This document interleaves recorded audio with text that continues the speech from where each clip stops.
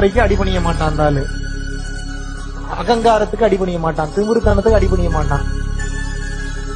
ஒரே விஷயத்துல அந்த ஆளை ஆஃப் பண்ணலாம். அந்த ஒரு பொறி வச்சீங்கன்னா மட்டும்தான் அதுல வந்து உட்காருவாங்க, வேற எதுலயும் உட்கார மாட்டான். என்ன அந்த பொறிக்கு பேர் என்ன? அதிரூபம் தோன்றினா